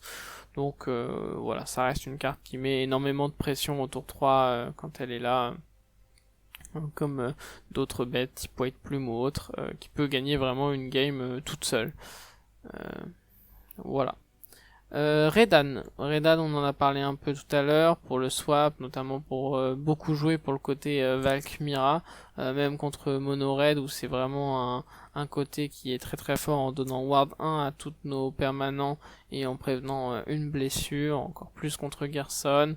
C'est à la fois aussi une 2-3 vol vigilance, donc elle porte assez bien nos différents équipements et elle peut prévenir de certaines vrasses. Le côté terrain neigeux arrive sur le champ de bataille engagé, j'ai jamais trop eu l'utilité, mais la carte est décente. À un moment j'avais essayé à la place de Redan plutôt la 2-4 qui fait des clous, pour me redonner encore un peu de draw dans le deck qui a tendance à peut-être manquer un peu de draw, mais au final on a tellement de capacités, on a tellement déjà les capacités des artefacts pour équiper qu'on fait tout le temps quelque chose à peu près de notre mana, et que la draw en quelque sorte, et en plus avec les manlands qu'on a, la draw n'est pas forcément la priorité, j'ai envie de dire, dans ce genre de jeu mono blanc. On arrive toujours à faire des choses, à avoir des choses à faire, même sans forcément énormément de cartes en main. Voilà. Recruiter of the Guard, tout simplement une 1-1 pour 3 qui nous permet d'aller chercher n'importe quelle bête à endurance 2 ou moins. Ça tombe bien, on en a vraiment beaucoup, notamment même dans les drop 3, on a apparition, on va avoir le nouveau interrupteur à main qu'on va voir après.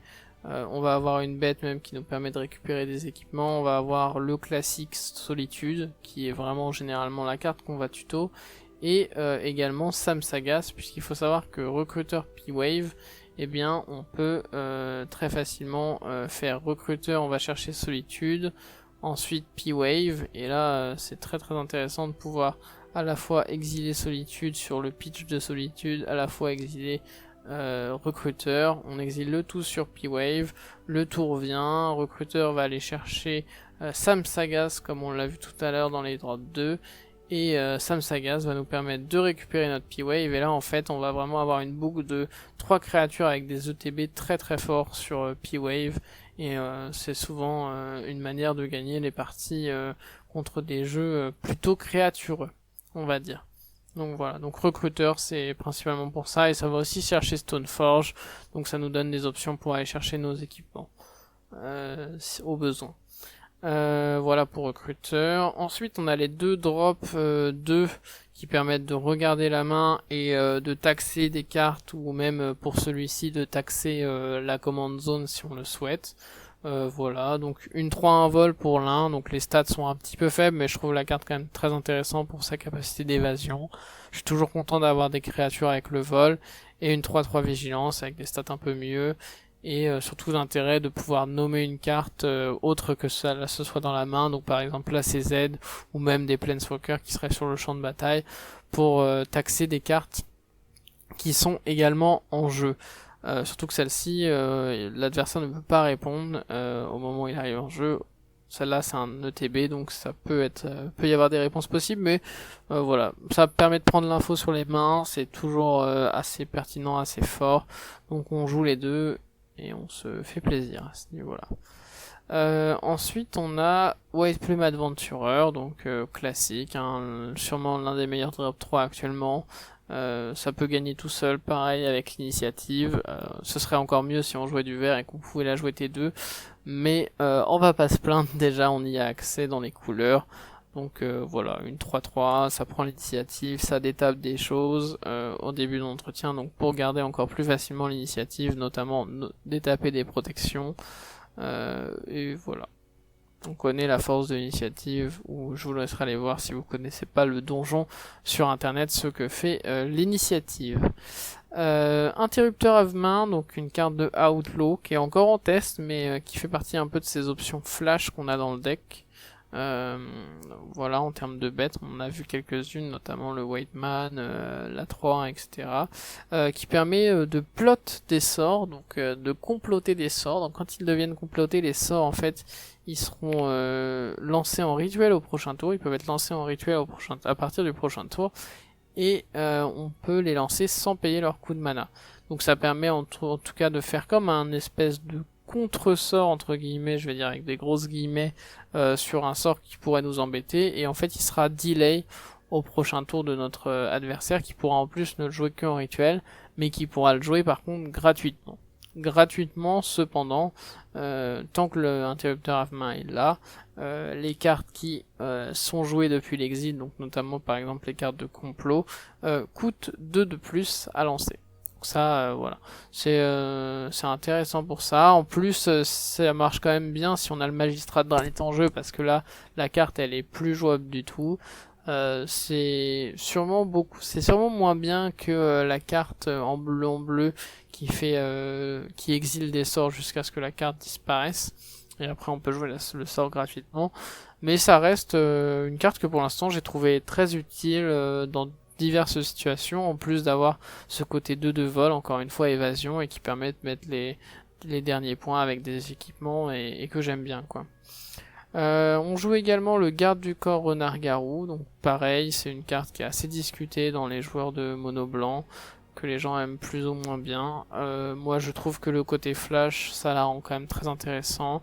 J'aime bien ce genre de créatures qui sont capables de faire anti-bet en plus de ça, parce que je veux quand même avoir un jeu assez créatureux, notamment on le disait pour pouvoir faire des swaps Thalia. Donc ça gère quand même pas mal de créatures, ça a le côté je suis capable aussi de gérer mes propres bêtes pour refaire des OTB, mine de rien, surtout qu'en plus on peut sacrifier le renard-garou lui-même, donc c'est des choses qu'on peut voir, qui restent assez intéressants à voir, même si c'est souvent sur des bêtes plutôt adverses. En tout cas il y a assez peu de non-renards, donc ça c'est pas trop la contrainte, et je trouve que Pour l'instant, j'ai pas été spécialement déçu de la carte. Elle a toujours fait un peu ce qu'on attendait d'elle à ce niveau-là, donc sur les jeux créatureux. En plus, vu qu'on a pas mal de protection, ça reste quand même assez facile de faire en sorte que la carte reste en vie, quoi. Apparition du Fort Céleste, bon bah ça je pense qu'il n'y a pas trop besoin d'en discuter, ça gère une grande partie des cartes en duel commander. Alors attention, ça ne gère pas les tokens Dragon d'Eris par exemple, je me suis fait avoir une fois là-dessus. Pour reparler encore d'Eris, j'en aurais beaucoup parlé dans cette vidéo, mais bon, voilà, la decklist est un peu à jour aussi pour battre ce match-up. Mais en tout cas, ça peut gérer n'importe quel permanent à 4 ou moins, donc et en plus ça ne le rend pas. C'est encore plus fort en DC parce que si on cible la command zone, bah l'adversaire il est quasiment obligé de mettre la command zone enfin sa command zone, bah, son commandant pardon, justement en command zone, parce que sinon il ne récupérera au max qu'un token et du coup il aura plus jamais accès à sa command zone. Donc vraiment une carte qu'on apprécie en DC, que j'aime beaucoup. Ensuite on a la dissidente de la confrérie, donc là on rentre dans les slots un peu plus spécifiques au deck Kemba. J'ai joué cette carte parce que justement comme je disais, j'ai assez peu de cartes pour pouvoir protéger les équipements. Et j'ai trouvé la carte intéressante, notamment pour son effet de renvoyer depuis le cimetière une carte d'aura ou d'équipement avec une valeur de mana inférieure ou égale à 3, donc ça va nous renvoyer pas mal d'équipements, parce qu'on a quasiment que des équipements à CCM 3 au moins. Ça peut nous renvoyer parmi ces équipements en plus 2 bêtes, dont Kirin. Donc ça peut faire une carte qui pour 3 en 3-2 réanime des bêtes, ça c'est le play assez sexy, assez sympa. Ça réanime aussi le tenue formelle qui elle-même peut réanimer des choses, donc on trouve quand même pas mal de choses, et on est capable également aussi de ramener des auras, donc notamment un enterrin glissant qui aurait été cassé. Ça peut être aussi un argument pour rejouer ossification en plus que ce que je disais tout à l'heure, que l'autre que je jouais qui fait des mock tokens, c'est aussi encore un argument de plus, parce que voilà, ça nous permet justement de ramener ce genre de handibet. Et si jamais on n'a pas ce genre de carte à renvoyer, même si elle est plutôt là pour ça, on a toujours le marqueur bouclier qui permet en quelque sorte de protéger une bête de certaines blessures ou quoi, donc typiquement qui peut être intéressant contre contrôle. En mettant on a un bon body, un bon weight plume, on vient lui mettre un marqueur bouclier, ça devient plus compliqué de remove la carte, donc voilà. Une carte pour l'instant, je suis encore en test dessus, mais je trouve qu'elle a sa place dans le pack, en plus d'être une carte quand même assez décente en termes de stats 3-2. Ensuite on arrive sur nos deux derniers drop 3 qui sont des chats, donc avec un classique Brimaz, que je pense on connaît, qui est déjà de base très fort, mais qui l'est encore plus là avec Kemba, puisque quand on le déclare attaquant, il fait lui-même des chats, et du coup les chats, ça nous permet de delay Kemba en faisant d'abord Brimaz, d'attendre d'avoir l'équipement, et de faire Kemba même sans équiper, et juste d'attaquer avec Brimaz en faisant un chat, et de nous permettre juste de transformer le chat en véritable bombe humaine, genre un chat avec une plaque ou un marteau, ça fait vite très mal à notre adversaire, même avec une ombre lance, hein. Un petit chat 1-1 qui devient 3-3 juste parce qu'il y a ombre lance, c'est une grosse phase d'attaque pour notre adversaire, donc Brimaz qui qui synergise vraiment très bien avec notre CZ, et qui de base est juste une bonne carte. Dans la même veine qu'Adeline. Et l'allié de Kutsil, alors qui est une carte que je joue déjà depuis avant Eris, mais qui est encore en ce moment plus forte, du coup liée à Eris, parce que une de ses capacités c'est notamment l'exil de cimetière. C'est une 3-1 pour 3 et flash, donc elle a des stats pas terribles, elle a pas forcément d'évasion, mais l'évasion on va réussir à lui faire via, on va dire, la capacité de Kemba qui lui permet de porter des équipements, et je trouve la carte quand même très versatile, qui va être aussi bien une Grave 8 que un bon argument face au deck rouge agressif, avec le fait de gagner 2 points de vie et de pouvoir faire le Scry 2, et même contre contrôle en post-Vras, juste pour le faire arriver avec énormément de marqueurs +1/+1, On a perdu 2-3 bêtes, hop, il arrive avec 3 marqueurs +1/+1, et d'un coup, ça devient une menace quand même assez suffisante tout seul, autosuffisante on va dire. Donc je trouve que c'est une bête qui est plutôt versatile, qui a ce côté flash qu'on aime bien dans le deck, qui du coup permet de protéger Kemba éventuellement des removals, et voilà, et une bête que j'apprécie beaucoup, où j'en ai jamais vraiment été déçu, j'ai toujours trouvé qu'elle avait un intérêt dans la game, qu'elle ne faisait pas rien en tout cas, malgré son côté manque d'évasion et ses stats assez faibles, on peut le dire, pour un drop 3. Il nous reste plus donc dans notre liste en termes de créatures que 2 créatures. Donc on n'a qu'une seule créature à 4 et qu'une seule créature à 5. Avant, je jouais notamment en créature à 4 également le Palace Jailer. Je trouve le Palace Jailer de plus en plus mauvais, puisque les stats sont faibles, puisqu'il y a énormément de volantes, et que s'il n'arrive pas assez tôt dans la game, c'est très très compliqué de se battre pour le monarque, et du coup la créature qu'on a exilée revient quasiment instantanément, sachant que le format est quand même pas mal dominé par des ETB. Quand on fait un Palace Jailer qui exile une bête juste pour un tour, et le monarque qui est repris avec une bête qui refait son ETB, je trouve que c'est très très dur de revenir de ce genre de situation, et du coup c'est une bête que j'ai tendance à cutter pas mal dans mes decks actuellement, encore plus dans mes decks qui ne jouent pas de vert.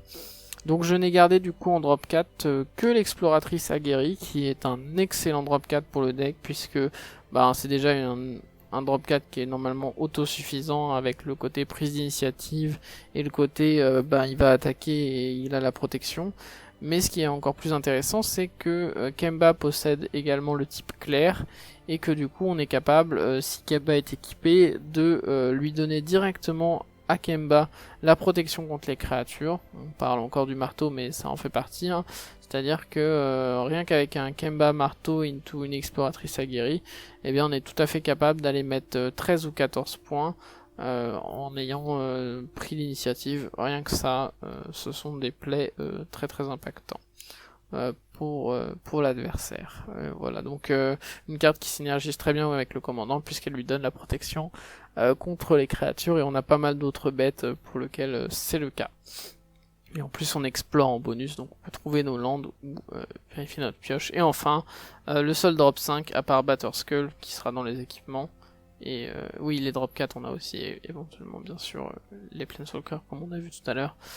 Solitude, voilà, qui est la carte évocation, hein, gratuite, qui fait Sword to Pleasure gratuitement en exilant une bête. En plus, on a Sam Sagas ou le chat qui sont capables tout simplement de nous le renvoyer en main sur le trigger d'évocation. On a également éphéméré pour faire le bounce, donc on a moyen de pas mal en abuser dans le deck, donc on est content de jouer cette solitude, qui est tout simplement généralement un spell gratuit qui nous donne accès à une Sword to Plowshare gratuitement. On ne va pas se plaindre. Voilà, on a à peu près tout vu, en tout cas en termes de cartes actives, donc on va finir par s'intéresser sur la dernière partie qui nous reste pour le deck, qui n'est autre que les lands et la mana base. Je vais essayer d'être assez rapide pour finir cette decklist sur la mana base. Donc on va avoir un total de normalement 22 plaines, si je ne dis pas de bêtises. Je suis en train de compter avec vous, mais voilà. Donc 22 plaines tout simplement, que des plaines enneigées. Voilà, je pense que c'est à peu près le minimum, ça oscille entre 20 et 22 pour les différents joueurs de mono blanc. Moi je trouve que quand j'en joue moins de 22, j'ai un peu du mal des fois à avoir des sources de blanc. Donc je suis content d'aller en jouer au moins 22 pour être sûr de trouver mes sources de blanc. Ensuite je joue pour ma part les 5 fetch. Donc j'ai déjà donné les arguments en faveur des fetch de mon côté. Donc déjà je trouve que ça peut filtrer les draws. Et sinon c'est principalement pour le côté Samsagas qui au moins sera en capacité au moins de me trouver un land s'il ne peut faire mieux, parce qu'il y a des games où on reste mono blanc, c'est pas forcément facile d'avoir des permanents au cimetière, on n'est pas sur un jeu réanimator ou autre. Et notamment c'est surtout aussi pour l'argument du drop 1 Wayfarer qui nous permet d'aller chercher n'importe quel land quand on a moins de land que l'adversaire, et du coup avec le fetch on peut répondre au fetch et aller chercher des lands. Et notamment dans les lands qu'on va aller chercher, eh bien on va souvent aller chercher, je vous montre en exclusivité, Épopée d'Urza. Donc Épopée d'Urza qui est clairement le meilleur land de notre liste, puisque il va quasiment chercher tous nos équipements. Donc on peut vraiment aller chercher ce qu'on a besoin en fonction de la situation, que ce soit la plaque, ombre, lance, le marteau. J'ai pas forcément de gestion en exil aussi. Ça on m'a dit pourquoi tu joues pas de Gravate en drop artefact à 1 pour aller chercher sur Urza Saga. Je comprends complètement cet argument, mais je trouve qu'en fait généralement, eh bien, si j'attends la résolution d'Urza Saga, ça peut être vraiment lent la Gravate. J'ai l'impression que dans le format il faut que la Gravate soit plus rapide, et du coup je trouve que des bêtes à 2 ou 3 c'est mieux que d'aller chercher la Gravate sur Urza Saga. Et l'autre raison, c'est parce que il y a un moment où je ne peux pas que lutter contre le plan de l'adversaire, il faut aussi que je pense à développer mon plan, et que si je passe mon Urza Saga à juste aller chercher, on va dire, une solution pour le cimetière adverse, et bien en attendant je me casse un peu mon plan de jeu, alors que je peux très bien aller chercher une plaque ou un marteau qui vont juste me permettre de gagner la game sur le... Ouais, donc voilà. À ce niveau-là, donc ça c'est pour Épopée d'Urza. Ensuite, donc si on continue sur les landes blancs spécifiques, ils sont au nombre de 3, donc on a Eiganjo, tout simplement, donc le premier du nom, celui qui prévient les prochaines 2 blessures qui devraient être infligées à la créature légendaire ciblée. On a Eiganjo le deuxième qui lui est aussi un anti-bet dans la main si on décide de le discard, et sinon qui rajoute un blanc. Voilà, pareil, très intéressant à aller chercher sur Wayfarer pour avoir accès à un anti-bet si on a déjà pas mal de land. Et Dune de Chefnet, alors Dune de Chefnet qui n'est globalement pas d'un très très bon land utilitaire. Alors en gros on peut soit faire un incolore, soit payer un point de vie, ajouter un blanc, et pour 4, et en l'engageant lui, et en sacrifiant un désert, les créatures qu'on contrôle gagnent +1/+1 jusqu'à la fin du tour. C'est globalement pas un land très intéressant comme ça, c'est un land que j'ai très très peu utilisé pour sa capacité, mais l'intérêt c'est qu'on va le jouer parce qu'on joue aussi le terrain des charognards, qui est un désert et qui demande de sacrifier lui pour 2 en l'engageant et de sacrifier un désert pour exiler tous les cimetières. Et encore une fois, je pense qu'aujourd'hui, dans la méta actuelle, il faut vraiment respecter les joueurs Grave, et du coup, en fait, tout simplement, ça nous donne accès à un deuxième désert que l'on peut et qu'on est en capacité de sacrifier pour sauvegarder encore et se prémunir éventuellement d'un autre exil de cimetière avec le terrain des charognards. Donc ça c'est aussi l'argumentaire pour inclure ce land dans notre base de mana, puisque bon bah voilà, il est pas très contraignant, au pire il fera souvent de l'incolore, et puis s'il faut payer un point de vie pour faire un blanc de temps en temps, c'est pas si grave. Voilà. Ensuite, on va avoir d'autres lands d'incolore, donc on va avoir notamment la Cité des Traîtres, donc globalement l'un des meilleurs lands de mono blanc, voire le meilleur peut-être avec Urza Saga. Donc si on joue un land, après on doit sacrifier la Cité des Traîtres, mais sinon on peut l'engager pour ajouter 2 mana incolore. Ça nous permet dès le T4 d'avoir accès notamment à la capacité de notre commandant, ça accélère sur pas mal de choses, et ça fait vraiment le taf en termes de capacité, même pour pouvoir jouer plus vite, pour pouvoir juste repayer Kemba s'il s'est pris un anti-bet rapidement, et payer sa taxe. Donc toujours des utilités avec Cité des Traîtres. Dans la même veine, on a justement Crystal Vein qui là se sacrifie pour faire 2 mana ou fait un mana incolore. Voilà, c'est les lands un peu qui nous permettent de faire de la fast mana et d'accélérer un peu dans mono blanc. Ensuite, on a les différents Madlands, j'en joue 3, je joue Usine de Mishra, Mutavolt et Blinkmoth. Donc tout simplement parce que ça coûte pas grand chose dans mono blanc d'avoir des Madlands, c'est juste des lands incolores, mais on a déjà normalement suffisamment de blanc pour être assez fixe. Et voilà, globalement, donc un mainland qui a le vol, tout simplement parce que je pense que, comme je l'ai dit tout à l'heure, c'est très important d'aller contest le monarque ou à l'initiative en ce moment. Et ça, c'est des choses qui le font très bien. Mutavault, voilà, parce que c'est un mainland intéressant. Le fait que ce soit un chat, ça ne donne pas grand chose. Je pense que l'usine de Mishra, le fait que ce soit un artefact, c'est limite plus pertinent. Mais on va jouer les deux parce que c'est les deux mainlands les moins chers à côté qui sont des 2-2. Et ça nous donne accès à des créatures en plus. Voilà. Et enfin, pour terminer sur cette base de mana, on va jouer aussi Tectonic Edge, donc qui est le land que je trouve le plus efficient, notamment pour casser des lands. Je ne joue plus Dust Ball parce que je trouvais ça un peu cher, et généralement je trouvais ça même trop cher en fait, j'utilisais pas assez. Alors que Tectonic Edge est vraiment pas très cher. C'est facile de rester à 2 mana up et de développer tout en cassant un land, et souvent ça peut casser des tours vraiment intéressants vu que ça casse à partir de mon adversaire qui a 4 lands. Donc ça peut vraiment casser des tours intéressants chez mon adversaire, et je ne joue pas une decklist qui est spécialement casse-terrain, on l'a vu dans ma decklist, je ne vais pas jouer d'Armageddon ou de Cataclysme, tout simplement parce que je trouve ça plus efficient pour moi de garder mes lands et de pouvoir accéder à la commandant, à la capacité de mon commandant à 5 mana, que de toujours vouloir casser des lands, et que en fait ça m'impacte plus si notamment je n'ai pas le board, que là avec la capacité de Kemba, je peux faire des boucles, je peux protéger mon commandant, et je peux continuer de jouer des cartes et de jouer globalement à Magic. Mais après ce sont des choses qui sont à argumenter et qui sont un peu au bon vouloir de chacun, mais je pense que la decklist profite vraiment pour l'avoir joué pas mal, du fait de lander jusqu'au T5 et de garder ses lands tranquillement jusqu'au T5 pour ne serait-ce que activer la capacité qui nous permet de faire de vrais monstres des fois.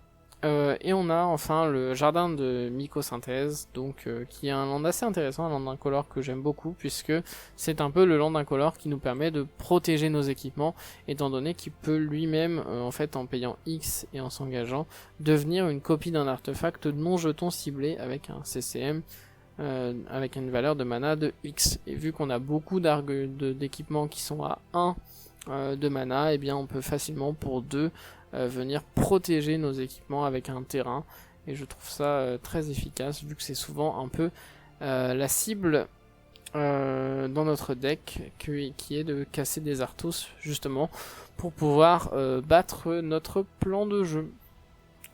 Voilà donc pour la base de mana, et voilà donc et bien pour cette decklist Kemba sur l'ensemble des cartes. On a vu l'ensemble des cartes.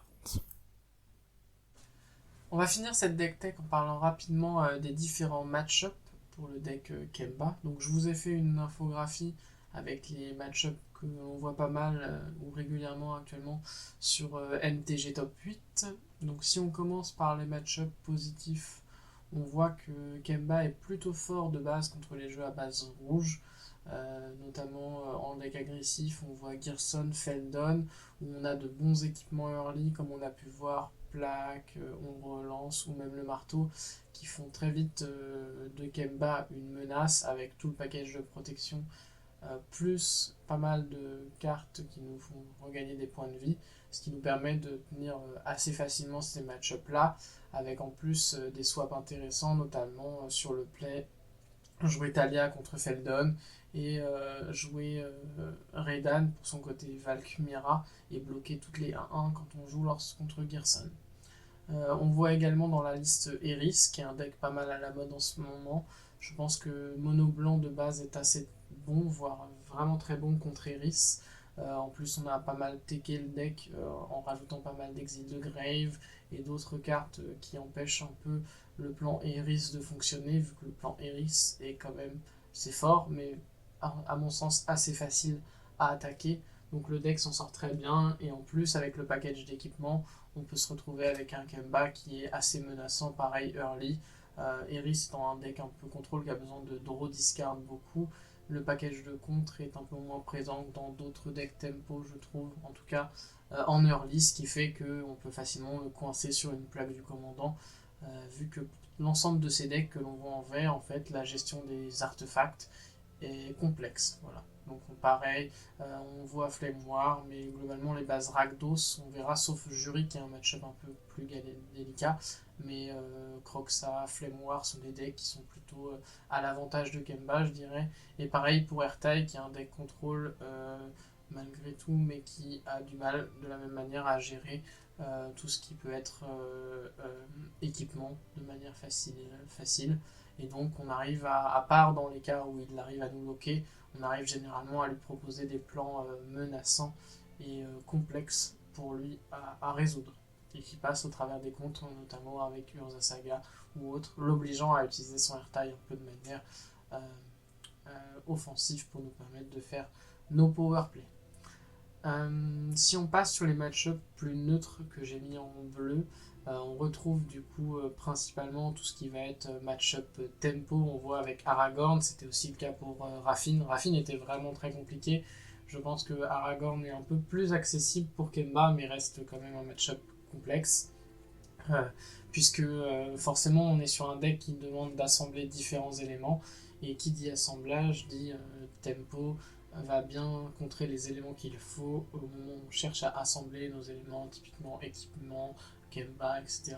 Il va souvent nous laisser les équipements sur le board, mais on va pas réussir à résoudre notre command zone suffisamment facilement pour pouvoir embêter son plan de jeu et pour pouvoir attaquer efficacement Aragorn. Il faut réussir à profiter des temps faibles un peu d'Aragorn, ou réussir à avoir des gestions Aragorn au moment opportun.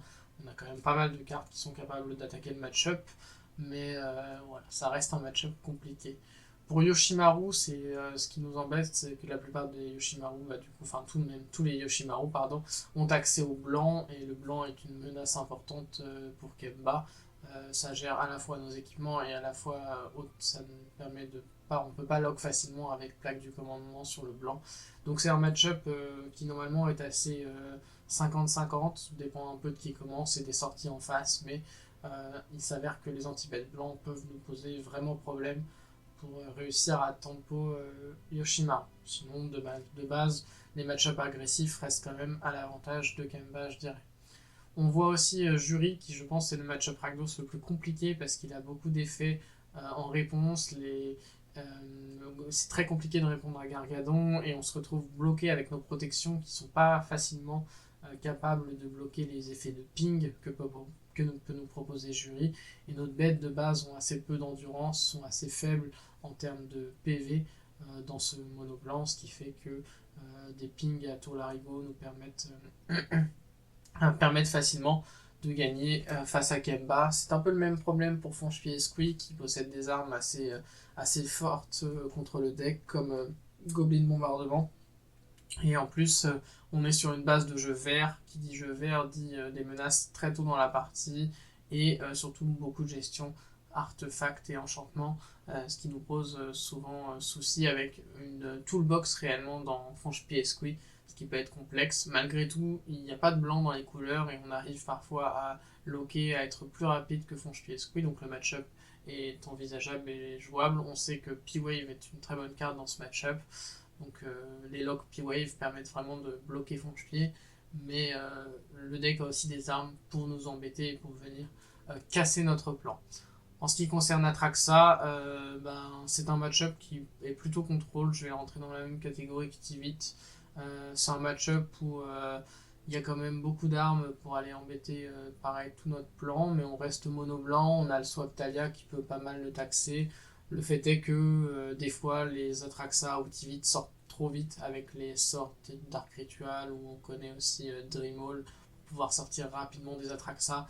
Et vu qu'on n'est pas sur un deck agressif, mais un deck qui a besoin quand même d'assembler un minimum sa combo pour pouvoir être menaçant avec ce mono blanc, c'est des match-ups qui peuvent être parfois assez compliqués, assez délicats, mais qui ne sont pas non plus globalement mauvais. On a les armes pour aller chercher des decks hard control tels que Atraxa et Tivit, notamment avec le swap de Talia.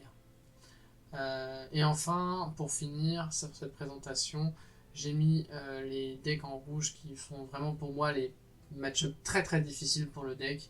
Et en fait, on voit beaucoup la recrudescence de Marat, qui fait un peu comme Jury, mais avec on va dire le blanc et le vert en plus, donc vraiment des couleurs qui nous posent problème.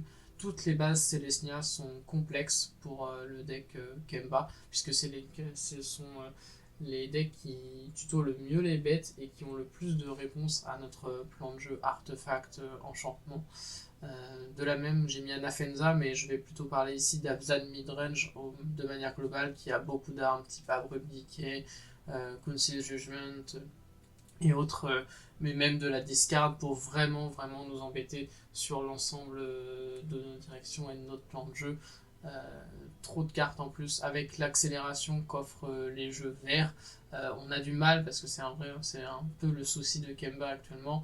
C'est notamment la gestion des dorks, vu qu'on a assez peu de. On a des gestions à 1, mais c'est compliqué.